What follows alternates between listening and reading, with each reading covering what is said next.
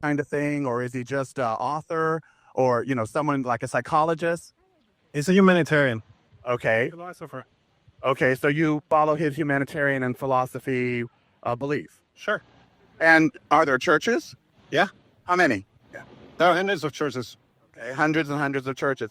And do you pray like a typical religion? Actually, 3,000 churches worldwide. Who wants to do it himself? We don't tell somebody what to believe in or pray. So you don't pray to Mr. Hubbard? No, we don't do that, no. So if they were praying, they'd just be praying to a greater being. Exactly, yeah. And you don't name that being. Like in Christianity, it's Jesus or Jehovah. You have no name for that. No. How many members are members of Scientology? I'm not sure because it grows daily, so there are millions. Millions. And these millions, they all have to buy the book to find out what's going on? Well, like anything, if you want to find out, you got to find out for yourself. So you go and look and you find out for yourself. Now, why was everyone so protective and secretive? Like today, I called every phone number just to find out what Scientology was, and no one would tell me. I don't know. Even here, y'all wanted to remove me from the sidewalk. I was just asking what it is. Oh, you were butting into a conversation. That was pretty rude. So that's why I took you to the side. So the people. You want to take me down a side street, not just to the side. Now, of all the literature, is the Dianetics book the thing that explains it the most? That's a basic book. It explains some principles, yes? And this little machine that she's hooked up to, what is that machine? It's called an e-meter. An in-meter? Yeah, electrometer. And what's it? What Electropsychometer. Thought. It's electropsychometer. Thought, like brainwaves? No, not brainwaves. Well, like what kind of thought? Your reactive thoughts, your Ingrams. Your reactions, maybe? Your Ingrams. Your Ingram? Well, do you know what an Ingram is? No, someone in my headphone just said your Ingrams. I don't have a clue. I only know James Ingram. I don't know what an Ingram is. What's an Ingram? Well, it's described in the Dianetics book. It's a recording. Everything It's a is recording back of to your the- reactive thought. What is it? An Ingram is a recording of your reactive thoughts. Recording of your reactive. You have an analytical and a reactive response. Basically, a recording of your response. Yeah, it's a recording in your unconscious mind. A recording. And this machine is trained to give people that. What? Can I hook up to it? Can I take the test?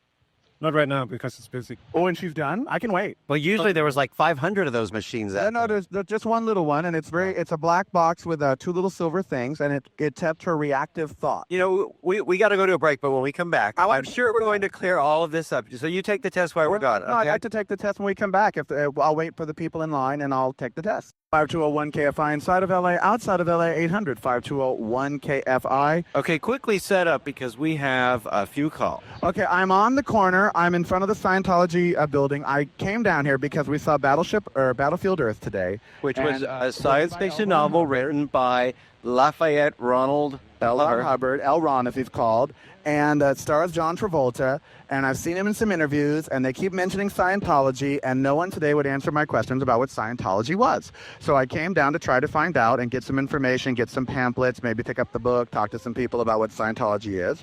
And so I'm here doing that. There's a line, there's a little electronic machine which registers your unconscious thought process. It's called the electropsychometer. Yes, it is, and it was invented by Mr. Hubbard to maybe help you pinpoint thoughts that you weren't aware of. So if you're troubled or Your Ingrams, Yes, which would there's two sides. There's an analytical part of your mind, Yes. and there's a reactive part of your mind. This is according to Dianetics, Right. And your analytical part of your mind usually controls everything when you're being analytical. Now, all the people here, I might add, have walkie-talkies, and they're buzz right now because I'm here. And But in a very stressful situation, your reactive mind takes over and just starts controlling.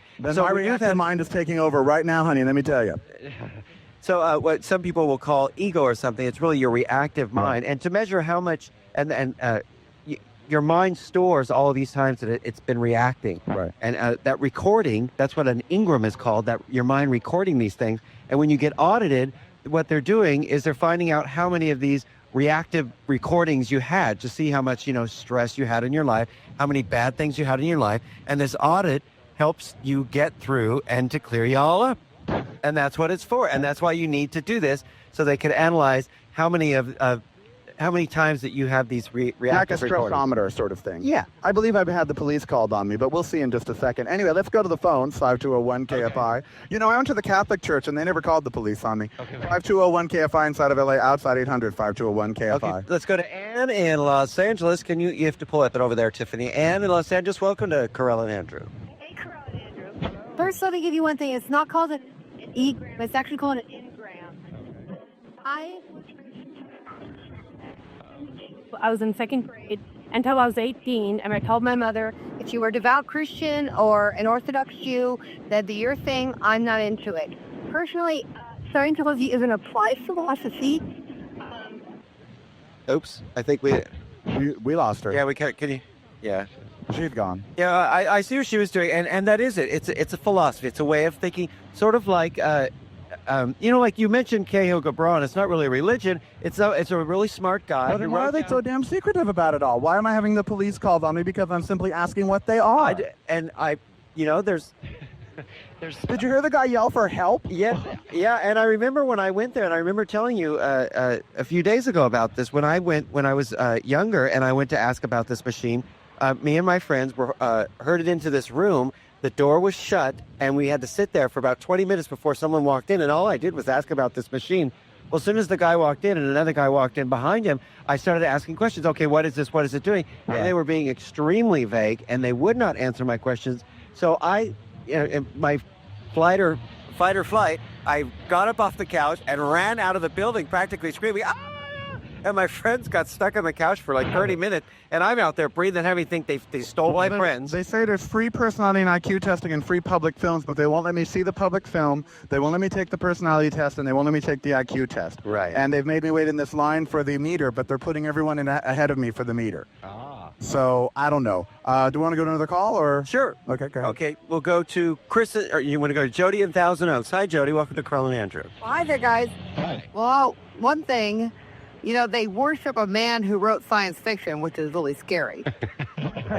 And then my uncle got into it, and he was worth over $500,000. And he left his family because they wanted to take care of kids.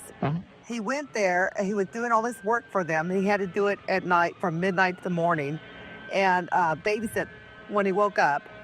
And he did something wrong. He did something. They threw him out. They have $70,000 in his money, and he'd still go back. Well, he would still go back. But I don't know of any religion that doesn't require a big chunk of your change. Well, they're crazy. I mean, and then he would tell stories. He would tell us stories how he remembered being in the womb of my grandma, and when my grandfather was having sex with my grandmother, he remembered that it was awful. Well, in that movie, what was that movie? Well, I don't know. I'm reading wrong. But see, they're not a religion. They're not going to preach like this person's uncle, Jody's uncle, got something different out of it, and I think everybody brings something different into it. They're only telling you these are the basic rules of psychology and analysis and that sort of thing. And here's what he says. He says, "What is?" I don't want to say that it's some hideous evil church thing, because that doesn't seem to be what it is. It just seems to be a bit of philosophy. It says, "What is true for you is what you have observed yourself, and when you lose that, you have lost everything." What is personal integrity? Personal integrity is knowing what you know. What you know is what you know, and to have the courage to know and say what you have observed and what you know, and that is integrity. Sure, yeah. Okay. That's in the pamphlet that I just got out in front. Right. But see, that's what I'm just wondering. Oh, the police have arrived for me. It's you're kidding. Oh, no. There are 5 people on walkie-talkies pacing around the building, up and down the sidewalks, in front and in back, and now they won't let me near their little booth. And it's a public sidewalk. Oh, wow. Yeah. And all I wanted to know was, I just wanted to know. We did hear when trying to do research that they are one of the most litigious religious groups in America. Oh, I think the Catholics have more lawsuits. Of course. I think the Catholics have more lawsuits filed against them or for them than per capita, Per capita, exactly. All right, we're going to go to break. When we come back, we're going to have Dr. Danielle. I'm still on Hollywood Boulevard. It's kind of nice out here tonight. They have it closed off for some reason. I don't know why, but it's closed off at Highland. Oh, they're filming a movie. Oh, yeah. Maybe the next L. Ron Hubbard. They're filming a movie right in front of the Egyptian Theater down there. Maybe I'll walk down and see what's going on. Okay, well, this is KFI AM 640, more stimulating talk radio. I'm live on Hollywood Boulevard. Quite a nice night to be out on Hollywood Boulevard. And the reason we're here is I saw Battlefield Earth today, and I saw an interview with John Travolta, and I saw the movie was written by L. Ron Hubbard. Well, not the movie, but the story was written by L. Ron Hubbard. It's one of his books. One of his books. And I heard John Travolta again mentioned that he's a Scientologist, and I've heard Tom Cruise mention that he's a Scientologist, and I had no clue whatsoever what a Scientologist was, what they believe in, anything like that. So we called and called and called all day and tried to get someone to come on the show and tell us what Scientology is, what it's about. We tried to go through the proper channels on this one. And no one would really come on. And so I thought, well, since their offices are right here on Hollywood Boulevard, that we'd come down and get some literature, maybe talk to the people that are passing out the pamphlets, that sort of thing. And I have subsequently created quite a stir. Of course, every time I go to Hollywood Boulevard, I create quite a stir. Wait, that's just all there is. If I'm not mistaken, Mr. Hubbard taught that not just psychiatrists, but that reporters are the most evil people on the planet. Well, so you are part of the evil. I want to see my engrams. I want the little. I want to take the little. To see if you have a lot. Yeah, there's no one taking it now. Maybe I can take it to see if I have a lot of engrams. Maybe you could even tell them the questions to ask me to see if my Ingram meter moves. Well, you want to go to the phones? You want to take a call? Let me see if I can take a test first. Oh, are they going to let you? I don't know. Can I take the test now? The little Ingram test? Actually, for the purpose of people who want to take it for themselves. I want to check it for myself. Okay. It's not for media. Well, I mean, just because I'm in the media doesn't mean I don't want to know about myself. Say you're human. I'm human. I'm in the media, but I'm human. Media's human. I can't take the test. They won't let me take the test. They won't let you. No. Well, let's go to Matt and Irvine. Punch up 2 for me, Tiff. Let's go to Matt and Irvine. Hi, Matt. Welcome to Karel and Andrew. Hey, what's up? Hey, I have an escort now, too. That's wonderful. Who is my escort, by the way? Okay, Karel. Hold on, I have to ask who my escort is. Hi, what's your name? Hello? Pam. Yeah, hold on just 1 second, Matt. Not really. Well, you were over there on that corner with me, and now you're over there on this corner with me. I'm waiting for someone who's going to come and talk to you. Oh, I'm getting an escort. That's exciting. Okay, let's go back to the phones. Go ahead. Okay. Hey, hello? Yes, go ahead, Matt. Yeah, my grandpa invented the machine. It's called an e-meter. Your grandfather invented the The e-meter? the electropsychometer? I don't know. It's something like that. It's like completely false. You know, it's like it doesn't do anything. Well, are you sure about that? Yeah. My dad was like one of their first test subjects. He told me about it. Scientology is like a complete load of bull. Well, according to your grandfather, there are Like millions they of do people. L. Ron Hubbard. He used to live on a boat, so they couldn't serve him court papers. No, That's not alleged, actually.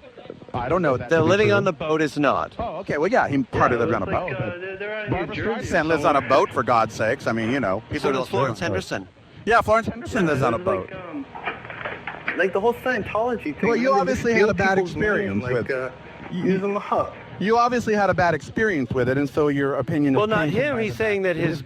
grandfather. He's saying that his dad or his grandfather actually invented the meter, and that it's all a bunch Well, of no, bull. being one of the test That's subjects basically and what he said. inventing the meter are two different things. Right. Well, he said grandpa invented and dad was the subject. No, they told me L. Ron Hubbard invented it. They Right. said L. Ron Hubbard. That's also invented what's in their literature is that Yeah. L. Ron Hubbard invented So maybe his dad put the switch in, or something. I don't know. But it. Okay. they Well, said let's go to Chris in Orange County. Welcome to Karel and Andrew, Chris. Hey guys, Hey. you can get a straight answer out of them about the evil galactic lord Xenu. The body he implanted 75 million years ago. He solved his overpopulation problem that way, and that's the real secret of Scientology. They charge you about $350,000 to $400,000 to fix it. That's really what an engram is. These spirits of dead space aliens. Well, you do have to pay to get audited, don't you? Yes, you do. one of these people about spirit of dead space aliens. Upwards of $1,000 an hour. Oh, so the more money you make, obviously, the more they charge you for your auditing. Right, and the more they try to get you audited and sell you books and sell you expensive e-meters, etc. Right. I'm looking at the book Dianetics right now. I don't see anything about dead space aliens. It's Xenu. there's nothing about Xenu in the index of Dianetics. So maybe that guy's confused. I don't know. Is it in the book? This Xenu? Is Xenu in the book? I have another escort now. Who are you? Hi, my name is Greg LeClaire. Hi, Greg LeClaire. How are you? Well, who is Xenu? Someone called in and said to ask you guys who Xenu is. I have absolutely no idea. Me neither, but he says you should know. I have absolutely no clue. You've never heard of Xenu. You've never seen a Xenu. You don't know what a Xenu is. I have no clue. I just came to talk to you because How come they won't let me take the little test? I want to take the little personality or the little Ingram test and see my Ingrams. Well, I just got here, but this is for the public that want to come and find out about themselves. I want to find out about myself. Well, yeah, but you're here with the radio, and I took a lie detector test on air to find out if I was telling the truth. Tell them it's a perfect opportunity to get some positive This exposure. is positive exposure, a perfect opportunity. 50,000 watts. Everyone in the Western United States is listening to us right now. And I've been asking to take the test forever. It says free public test right here, free. Free public test. I'm still a member of the public. So I'd love to take it and find out. Maybe you could ask questions that would help me unravel why I do radio. right. Well, why don't you just ask me the questions you have? I can answer. That's why I came down. I heard the show, and I want to take the little test. Right, but that's for the public, as you see there. They're taking the public. But it's been vacant for 10 minutes, and I'm a member of the public, and I'd like to take the test. Is there some fear that you have a microphone, you're shoving it in their face? What are they going to do? Say, oh, so sit down, have it? You know, it's for. Well, we tried to call all day long, and no one talked to us, so that's why I came down. Well, that's why I came down. I wanted to answer your question. Well, where were you earlier in the day when we needed you on the phone? I was outside. I heard your show. I come. I want to answer your question. Well, I'm glad you're a listener. Well, ask him a question. The guy with the cell phone and the walkie-talkie, and the other lady with the. Karel, ask him a question. You had questions, and I said, okay, I'll do that. What scripture do you believe in? The works of L. Ron Hubbard. Okay, and so you take the. Now, I asked earlier, when they pray, who do you pray to? Well, in Scientology, you don't particularly pray to anybody. It's a religion, it's an applied religious philosophy. An individual studies the writings of L. Ron Hubbard, and he uses them in his life, and he observes for himself the workability of it. And then that you relate it to yourself. Exactly. So you can use the technology of Scientology to improve your life, and millions of people do, and that's why it's... The technology, meaning stuff like the little meter here. Absolutely. Or any other aspect of Scientology. Well, what are some of the other aspects? Like, do you have a specific day you meet for church? Like, Christians always meet on Sunday. Do you have a specific day that you all meet? Yeah, there's a Sunday service every Sunday in every church around the world. So it's like, it follows Christianity on that respect. On Sundays you meet. What did L. Ron Hubbard do to excite these people so much? What did L. Ron Hubbard do that excited all these people, all these millions of people so much, including people like John Travolta, who we saw in Battlefield Earth today, and Tom Cruise, and I mean a lot of very, I want to say somebody intelligent people, people with a lot of money seem to flock to the church. Why? Well, for me personally, I found out some things about myself that I had questions about for a very long time, and What were those? Oh, for example, who am I? I found out. Who are you? I'm a spiritual being, and it's an interesting fact in Scientology. L. Ron Hubbard actually discovered that a person is a spiritual being, as opposed to, well, there's a lot of concepts about the spirit that are confused, and a person finding out that he is a spiritual being and he actually is one. It was an interesting fact for me to understand, and what happened for me is after I found that out, I started reading the books, finding out other things about myself, applied it to my own life, and it went a lot better. And said, why is it so secretive? For instance, I've been to many locations, I've been to many churches, I've been to many, just shown up on people's doorsteps, walked in and talked to them. I haven't had walkie-talkies, cell phones, men screaming for help. Earlier, someone screamed, help, help, I'm being attacked by the media for asking a question about a book. Why, and all day long, when we called, okay, why is it so secretive? It actually isn't. You know, you can go into any... It is secretive. Let me answer the question. You can actually walk into any church of Scientology anywhere around the world. I can't. They won't let me in. Sure you can, but come on, man. You walk into a place with a microphone and a headset and start asking questions. You tried to call. Totally unannounced. It's totally... I tried to announce. Okay, well, this guy didn't know that, so you show up, and of course he's going to... What? You go into anybody and put a microphone in their face, they're going to wonder, what is this? I'll take you right now with me to...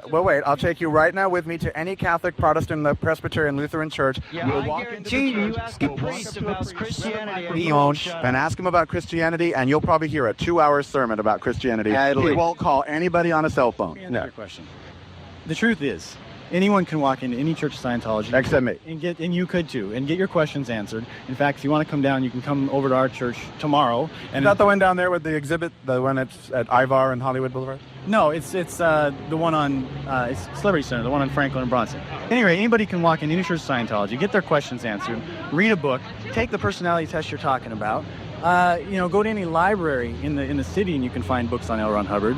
You can go into a bookstore and get the book What is Scientology, that answers every single question, positive and negative. But see, that's the just can it. Have. I think all the questions I think a lot of us have read the Scientology book. A lot of us have. Did you read it? Yeah, I have. Oh, I've never read it. And I personally, I didn't become religious afterwards. Yeah, no, I've never actually read it. I know that it exists. I saw the TV commercials. I know Karen, our sci-fi friend, she owns L. Ron Hubbard's science fiction. Well, he book. was a science fiction writer, right? And then she owns his the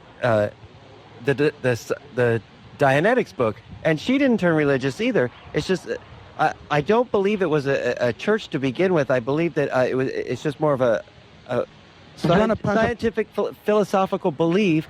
And they had to put it under the guise of a church for tax purposes. True. Okay, so I think we should go to another call. Okay, go ahead. Okay, let's go to Gloria in Los Angeles. Welcome to Karel and Andrew, Gloria. Hi, Karel. Hi, Andrew. Hello. Listen, I used to be an apartment manager in San Jacinto. Oh, my grandparents lived there. And, Hemet has, some interesting people, but let me tell you. Cow lovers. I'll tell you. But we rented out about a third of our community to the Scientologists. Uh-huh. And let me just tell you, very strange stuff coming out of there. They had a big media center that was in San Jacinto. They had a big pirate ship, and it was a beautiful facility, but they produced all their own media. They weren't allowed to get direct mail and all. Well, so does Trinity Broadcasting. They have this monolith off the 405 freeway that can be seen from space. And there's not a religion out there that isn't going to do some sort of censoring. They have to. Just in the nature of religion. But when we come back, the lines are packed. We're going to finish up on this. We're going to finish up on Good Friday. Okay, you know what? We'll finish up with calls when we come back, and I'm actually going to head back. Okay, great. Okay? And get away from your time again. Thank you. Thank you. I have your pamphlet. Thank you. There we go. Okay. Okay. KFI Los Angeles, more stimulating talk radio. We decided to go down. I saw Battlefield Earth today, and I was robbed of 2 hours of my life irreplaceably. That was the worst movie known to mankind. John Travolta ought to pay the movie makers back all their money because he was horrible, and the film is horrible. And however, L. Ron Hubbard wrote it. Terry Ray knows who Beverly Garland is. Oh, good for T. Ray. She's a trivia bait, isn't she? Are you going to let her say? Well, she'll tell us later. L. Ron Hubbard wrote the book, Battlefield Earth, and John Travolta, the star, is a Scientologist. I wanted to talk to Scientologists all day long. We tried on the phone. They wouldn't talk to me. But boy, they're trying to get through now. And let me tell you, and see how come there are 5 people on the corner down there now, all because of me, all with walkie-talkies. The lady came and tapped on the news van window trying to get to Tony, wanted to talk to Tony and make him roll down the window. He wouldn't do it and talk to her. Everybody wanted to talk to me the minute we showed up, try to call, and all we wanted to do, God's honest truth. I have no idea what this organization or this religion is about. And right, we were just starting to ask. We tried to get a representative on. We went through the proper channels, and they actually said yes, and then pulled out at the end, and were dragging us around. And we tried to hear their answers, and it's just like when someone says, "It's not about the money. It's not about the money. It's not about the money." Usually, that means it's about the money. All I wanted to do really with the show is maybe inform you people who, it's the premier dinosaur, you can't go that way, you got to go right. Inform the people who, maybe have never heard of what Scientology really is. Well, we do have some calls that they could enlighten us on some of these issues. Journalist on line 2, right? That actually... no, it's going to be line 6, but let's go to Mark in Venice. Okay. Mark, welcome to Karel and Andrew. Mark? Hi, Karel and Andrew. This is the journalist. This is Mark Ebner, and in 1996, I did an expose on Scientology for Spy Magazine.